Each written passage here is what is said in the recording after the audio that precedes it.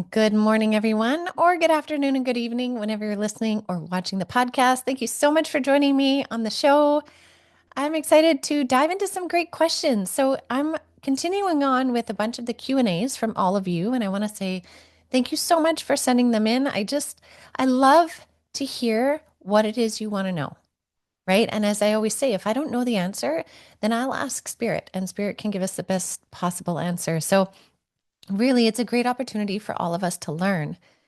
So that being said too, though, when I do these Q&As, I also often get personal questions from people where they want to know something about their personal life. And that's hard for me to answer because I have to tune into each individual answer for that person. I have to connect with their energy and all of that. So what I've done is I have a new offering available on avalonspirit.com, and it is a tune in and ask Spirit. So you can sign up to have one question or three questions answered. And basically, I will tune in on your behalf to Spirit, to your guides, to my guides, depending on what the question is, to get the most specific, timely answer for you in that moment, in that snapshot of time. And then I send you a recording of it so that you can listen to it over and over. So I'm very excited about this new offering because I think it's a way that I can help reach many more of you in a more personal way. So if that feels like a draw for you, you can sign up at avalonspirit.com under personal journey guides. So coming back to today specifically, the themes of the questions that I picked are basically about improving spirit communication and a little bit of understanding of how things sort of work on the other side, right? Just kind of bridging this gap here. So we're going to dive right in. The first question I had was, what precisely does it mean to feel into your heart space? How to act on it regularly? So this is a wonderful question because we hear it all the time, right? Tune into your heart space, tune into your heart. And I think it's very valid to say, like, well, what does that actually look like? How do you do that? For some people, it's very natural. For others, they need guidance into it. Basically, one thing that you can do is you can actually place your hand on your heart, over top of your heart, and you focus your attention on the feeling of your hand on your chest above your heart. And you feel that, right? If the journey into the heart space feels very foreign, start there. Then once you're in that kind of connection with your body, feeling your body, focusing your attention there, you can almost imagine yourself and your energy sinking deeper into the very center of your heart. Now, when I say that, it's not literally the very center of your physical heart, but it's like the center of your being. Because as Spirit said, the gateway to all things spirit is always through the heart. The heart is always the gateway. And they showed me this like many, many, many, many years ago. This being came to me and basically opened up their chest. And that sounds creepy, but it wasn't at all. It was actually beautiful. They opened up their chest, and as they pulled it apart into kind of like a diamond shape, the entire universe was in their chest. And that's how they explained to me the entry or the gateway to anything spirit in the universe is through the heart space. So that's why I always talk about feel into the heart space, tap into your heart space. So what that looks like, basically, starting with your hand on your heart, diving deeper into the center of your being and just sort of feeling what that feels like. To some of you, that might feel really foreign. To some of you, that might feel like home. You might be like, oh my gosh, this feels like home. And it's in that space, in that very center part of your being, where you begin to reconnect with yourself. And sometimes that's why people find it to be so foreign, because they don't, how do I explain it? They're unfamiliar with the vulnerable, intimate part of self. And when we think intimate, right away we think sexual intimacy, and it's not that. It's the vulnerable, emotional intimacy within self, feeling the deep feels. And that is where spirit speaks to us most often. So if we're very blocked and guarded, it's harder to hear spirit. We have to soften to the experience, and that softening inevitably has to happen in the heart space. And so how do you act on that regularly? If you were to say every day, even for just 5 minutes a day, tune into your heart space, tune into that, feel that energy go to the very center of your being, Feel centered in this energy of love simply within you and maybe you in the universe, but not you and anybody else. You or you in the universe. And you just feel that energy start to sort of grow or blossom. And then you can allow that energy to move through your whole body. It's a beautiful way to kind of synchronize or resynchronize your body energy too. That heart space is this sacred heart. So when they talk about sacred heart, it literally is a sacred heart space. That heart chakra is a big, big player in spirit connection. So wonderful question. Okay, the next question was, how can I help my third eye speak to me instead of forcing it open? And is it a one size fits all time or not? I think I know it's not, but how do I help it open and feel it in my heart space instead of my mind? So this is a great question and a nice kind of segue from the other one. So how can I help my third eye speak to me instead of forcing it, first of all? So the third eye doesn't speak. And I know for some of you, you're like, yes, fair, we know that. But I'm saying this purposefully. The third eye is a gateway. The third eye opening is a doorway. So it's like opening a door, right? And you're right, you cannot force it open. I mean, technically you can. Some people have with different plant medicine experiences can often force it open, which in many cases can be very jarring to people. For others, it's very mind-blowing and awakening. For others, it's too much. So, I mean, I could do a whole entire different episode on plant medicines because that's a whole different ballgame. So I like the idea of don't force it open. Truly, if you feel drawn to plant medicines, you will be called to it from within, this peaceful calling to you, not this kind of hurried, frenzied need to blow it open kind of thing. So basically, everybody's third eye will open at a rate or pace that is comfortable for them. And I have seen some people who are really gifted healers, like amazing healers, very spiritual, but they didn't have an open third eye. They didn't see anything. They just felt it. They knew it. Stuff would move through their being, their hands. And then they had the opportunity where spirit really opened their third eye all of a sudden, and it was way too much for them. And they're like, I don't know how you deal with this. I don't know how you handle seeing all this. I can't do it. I can't do it. It's too much. Right? So if you're feeling a frustration with wanting to open your third eye, first of all, trust that there is a divine timing to it and move slowly. So then, how do we move slowly, right? How do we determine it's our third eye and not our mind creating an image we wish to see, right? So first of all, stepping into the heart space is very important. So we talked about that, right? Being able to root in your heart space first allows you to feel the subtleties of spirit. And when you feel those subtleties, that often helps to open up the third eye. So that's definitely a number one. Number two, there are lots of meditations on YouTube that are about opening up the third eye. You can follow those. They're usually visualizations of having that third eye brow chakra open, like a blooming blue flower or a disc that's spinning. You can also sometimes put pressure by either tapping your third eye, or if you are laying down, you can put a stone on top of your third eye to maintain that pressure there, just a little pressure to help you focus, right? To help you focus on that spot. Just like we place the hand on our heart to focus on the heart, you have some sort of pressure on the brow chakra to help focus your intent there. And then after you do the visualizations of opening your third eye, right? Whether it's a meditation, like I said, that you follow, or you just picture it blooming and blossoming, then there's a surrender. And this is what's really interesting. There has to be a deep surrender of the mind. The mind has to kind of take a back seat and allow what's going to come through. And the thing is the mind will always want to fill in the blanks. And what I mean by that is when you first start to open your third eye, in general, so again, everyone's journey is different. In general, you might see wisps of color first, and it might only be one color. I know when I first started purposely opening my third eye, because it would happen spontaneously and then it wouldn't, and I couldn't understand it. When I actually tried the first time, I was able to see wisps of green and blue. That was it. But I was like, okay, what's happening here? And my beautiful mentor at the time, which is actually Richard Lanigan, who is one of our beautiful spiritual healers at Avalon Spirit. This was long before Avalon Spirit was created. It was so wonderful. But I remember I came to him and I'm like, I need your help. Something's going on. I don't understand it. And he's like, yes, you're a medium. I can tell, I can feel it. And so I sat with him in circles that he was hosting.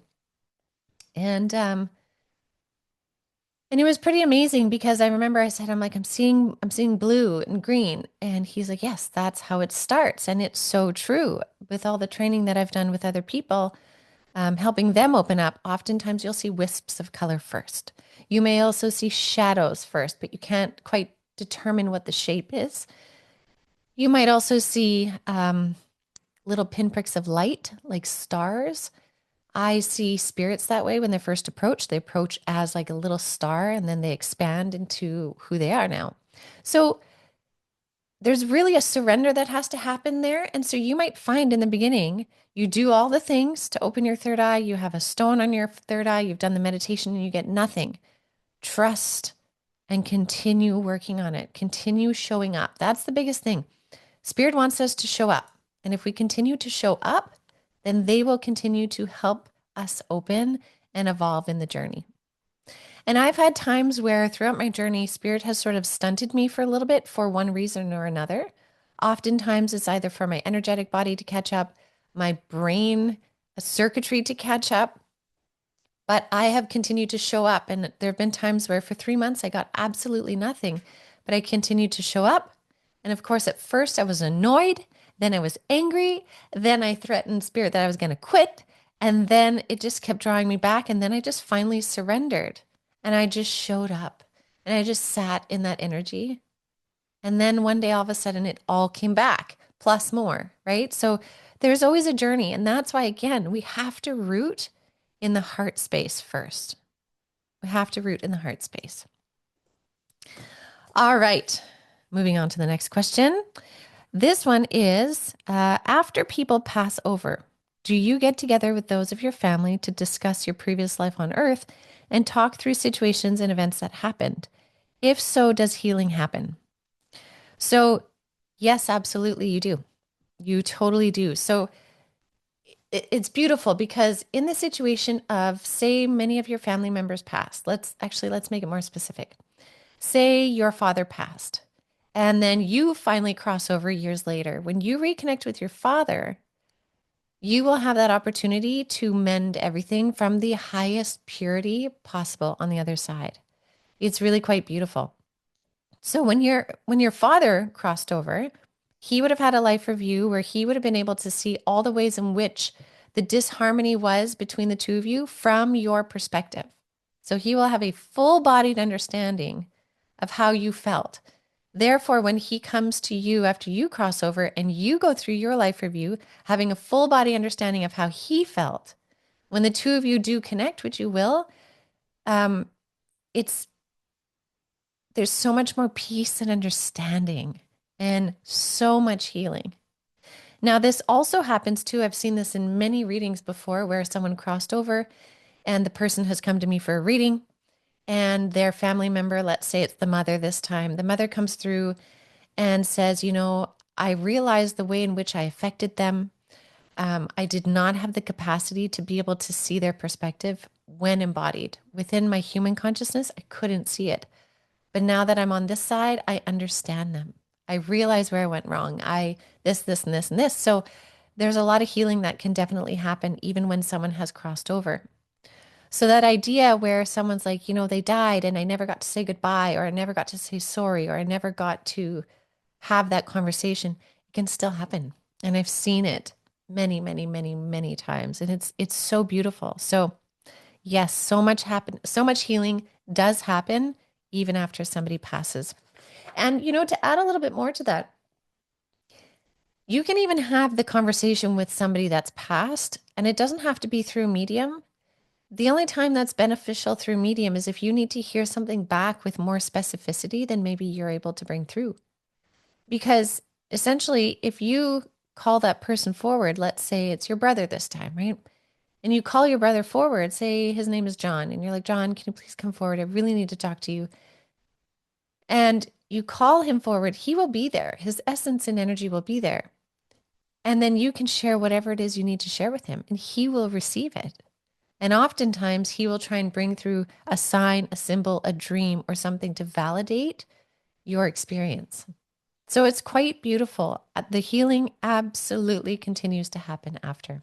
So I love that question. Okay, here's another one. Do our loved ones in spirit miss being here at all, especially those who passed away accidentally or suddenly? This is a great question. And the answer is yes, sometimes they do. Sometimes they definitely do. Um, However, there is always also an understanding of the bigger picture that they have that often we struggle to carry. So I have had some people, I'm just reflecting on different readings I've done. I have had some spirits say, they were loving life and it was so good. And, they wish they could come back and taste this, that, or whatever again. However, I've also had spirits tell me that the flavor of peppers on the other side is so much more than we have here. So that's when I learned like, oh, okay, so they can have experiences of food and eating on the other side. Um, but then I've had others saying it's just not the same as when you're human in a human body. So very interesting. I know when I had my NDE, although there was a whole picnic set up, I don't remember eating. I don't have a memory of eating anything. So I can't tell you if I tasted the food. But yes, so sometimes they do miss it. Most of the time, they have a real great understanding as to why everything happened the way it did, even if it's sudden. Um, Sometimes I've seen spirits where, there was some kind of accident, say a car accident, and they're kind of stunned for a little bit at first. They're like, I can't believe I'm here. Like, I can't believe I'm on the other side right now. This is really weird. I'm just going to have to take a minute, like sometimes they can be stunned, but most of the time it's quite peaceful. The times in which I've seen some hesitation is often if, I'm not even going to say often, but is in the case of either a parent that passed and left young children. Sometimes it takes them a little while to understand the timing of their passing. And oftentimes that parent will stay with the children as a guardian for the rest of their lives, like a spirit guide. It's like a spot is reserved specifically for them to be a spirit guide. I've also seen with those that had deep divine unions, like these beautiful soulmates. I've seen, one partner on the other side really miss being with the partner here. And so they'll spend a lot of time with them. But often what happens too is they will spend a lot of time with them at first. But then if they realize that they're holding their partner back because their partner can feel their energy and it's kind of keeping them in grief, then eventually they'll start to sort of step away for a little bit to give them space to heal. So beautiful, beautiful question. All right. Now here's another one connecting to our ability to connect with spirit. Is there a particular diet one should adhere to in order to help connect with spirit? So this is a great question. This is a loaded question in the way that everybody has an opinion about this. So when I first started connecting with spirit, I was still eating meat. Eventually, I felt really drawn to not eat meat and eat only high vibrational foods of like fruits, vegetables, plants, all that kind of stuff. So for many years, for 11 years or so, maybe longer, I was vegan. During that time, I did bring eggs back in. And then after my surgery this past summer, I had to bring back in fish and poultry, which I would have never thought I would have ever done. Only because, well, I didn't like the idea of affecting animals. At the same time, I also didn't like the taste of meat. To me, it tasted like carcasses. Ugh. Here's the thing. The reason why I'm explaining all of that, no matter how I've eaten, if my intent with the food is to nourish my body, and I'm not saying that I did these, I never ate really crappy, low vibrational fast food every day, all day long. Okay. So I don't have the experience of that. But no matter how I've eaten, if my eating is with the intent of nourishing my body and I'm following the call of what my body needs, it has not affected my ability to tune into spirit. And I found that really interesting because I wondered, I'm like, if I start eating chicken again, is this going to like lower my vibrations? But my body needed the meat protein to heal. It really did. And it was amazing how much my body was grateful when I would actually eat the meat protein, which I remember just being shocked by. So some people will say, yes, you have to be vegan. Some will say you have to just eat fruits. There's so many opinions. Here's my thought on it. We all have a specific vibrational frequency of our spirit, okay? And we also have a vibrational frequency of our body based on the genetics that we come from, right? We're born into a genetic line. We have a soul lineage and we have a genetic lineage. So our body has certain specificity of how it likes to work best, even based on our blood type, right? Do better with certain kinds of foods. I don't think we can say you can only be one way or another across the board. Because if you look at some Inuit communities, for example, they have a high meat protein quantity in their diet. But many of them are deeply spiritual. There are others who, eat a ton of just fruits and vegetables and they're deeply spiritual. That again, I really, truly think we are given these physical bodies to help us move through this experience. And we need to actually tune into the body to see what does it need? What is the best foods and fuel for this body? And depending on what's happening in your lifetime, like for me, when I had the surgery and I had massive healing that I needed to do, I needed to adjust my eating. So if I think of it now, do I still crave meat the same way? I don't, as I did in the beginning. Will I phase it out? It's already starting to decrease a little bit. Will I phase it out all the way? I don't know. I'm going to wait for my body to tell me. Right? So again, that's my perspective, my opinion. I encourage everyone to honor what works for them. Truly honor what works for you. Listen to your body as the third entity because your body will tell you what it needs. And that being said, too, sometimes if we're limited either financially too on, what we can actually afford, you can also place intent into the food you're eating and it can change a bit of the vibrational structure of that food. So that's why the whole idea of praying over your food, we think is simply a religious thing, but it's actually not. It's sending our intent and energy into that food of what we wish to get back from that food. And gratitude is the best way to do that. And we know that that can happen based on the studies done by Dr. Masaru Emoto, which I talk about all the time. Messages in water, if you look it up, he was able to freeze different kinds of water, write on Post-its an intent with a message of something negative, like I hate you, versus another cup of water had Post-it that said I love you, placed it on them, froze them, and they both froze differently. The one that froze with I love you froze in a beautiful symmetrical crystal pattern, whereas the I hate you one was jagged and it wasn't even symmetrical.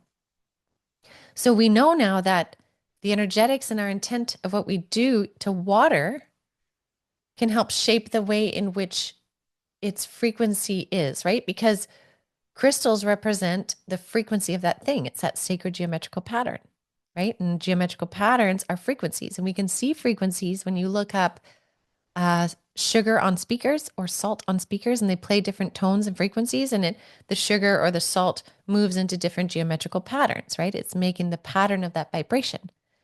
So we're seeing that pattern within the crystals.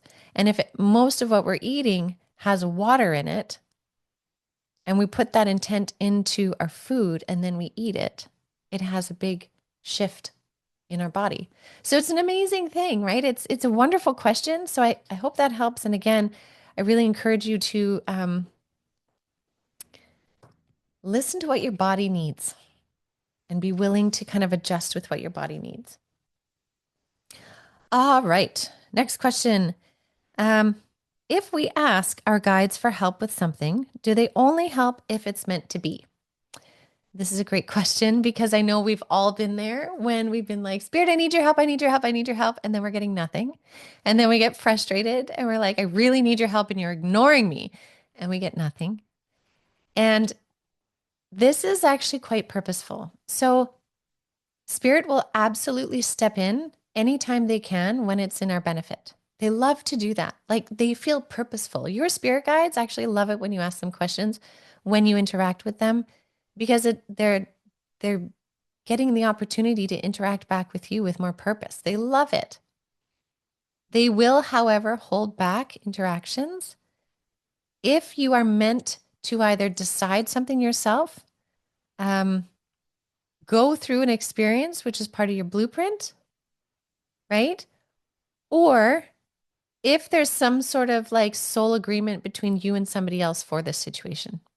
So that's why sometimes people will ask me questions and they'll say, what do I do about these jobs, right? Say I have 3 different job opportunities. What do I do?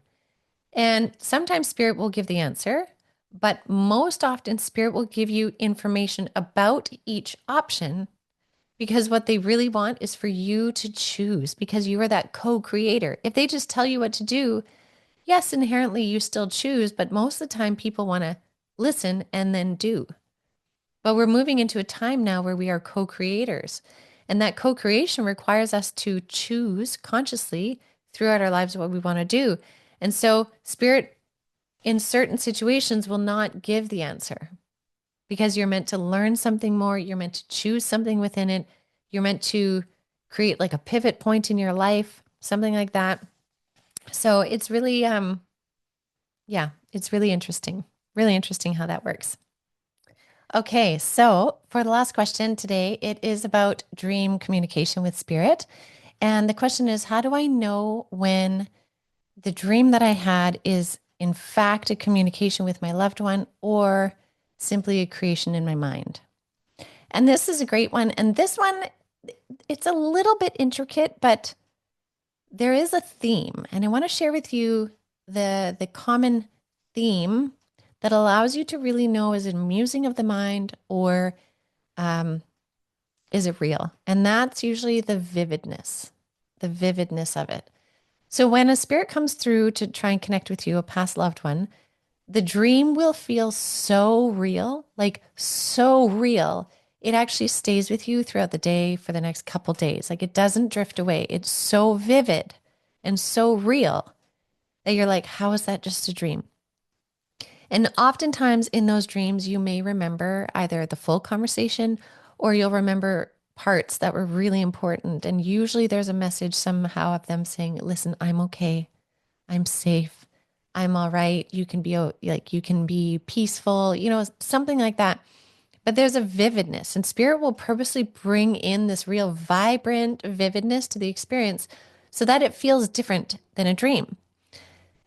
Because what can happen too is within our own grief, sometimes we can have a dream of somebody that's passed, but in the dream, they seem very distraught or full of grief or just something that leaves us really uneasy. And most of the time, that's actually kind of a musing of our mind. It's our mind's grief kind of trying to move through the experience. And most of the time, when you ask somebody about that dream and you say, was it really vivid? They'll say, no, it was just a dream, but they're more shaken up by the fact that the person was, very unsettled in it. That's what's more affecting them because they want for their loved one to be okay. What will usually happen though is the loved one will come through when they're actually coming through with a vividness. It feels different. It leaves an imprint that is something so different than you've had before. So something to consider, because that does happen to a lot of us. Those post-loss dreams do happen. And so it's just about trying to take a step back from the dream. And here's one thing to remember. Even if we think somebody's lost, say they passed away from a very traumatic passing or drug induced, or maybe somebody took their life, and we are traumatized by the way in which they passed, often the person, though, is so incredibly supported on the other side. So even if they feel like they're lost and alone, they're actually supported by light. And Spirit has shown me this before, that there are loved ones around them. It's just the person can't see it yet. It's almost as if the person is sitting with their head down and they're not looking up to see who's right there, right? So they're always supported. So it's kind of important that we bring our view back a little bit, take a bit of a step back and kind of try and recenter, tune into that person's energy, send them love.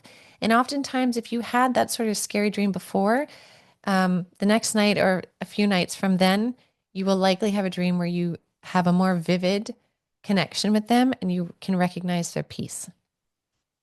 And if that doesn't work, then of course you can always connect in with a medium, somebody that can help bring that energy towards you, figure out what there is in between that. But it's never lost forever and ever and everything's bad. There's always ways to help fix it. And one of the strongest ways, if you're worried about it, is to send your loved one love.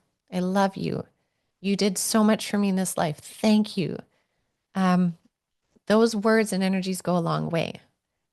That all being said, though, I really want to end on a positive note here that most of the time, the really negative experience in a dream will have more fear, less vividness, and that's how you can tell it's most likely your mind versus the very vivid, peaceful, loving reconnection dreams with your loved ones. So I will leave that with all of you for now. Thank you so much, as always, for joining me. I sure appreciate it. Please do share this podcast with anyone you feel might benefit from the information. Please rate and like and subscribe and all those cool things. I sure appreciate it. And I look forward to seeing you all again next week. So have a beautiful rest of your week, everyone.